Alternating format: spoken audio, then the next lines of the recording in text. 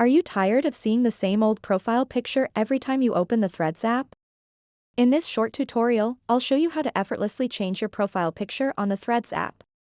So make sure to watch this video until the very end to understand the tutorial properly. To get started, open up the Threads app and then tap on the profile button at the bottom right corner of the screen.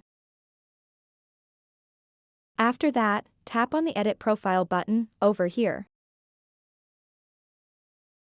So now what you want to do next is just tap on your current profile picture over here.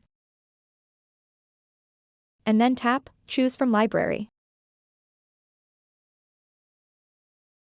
Go ahead and tap and select a photo that you want to set as your Threads profile picture.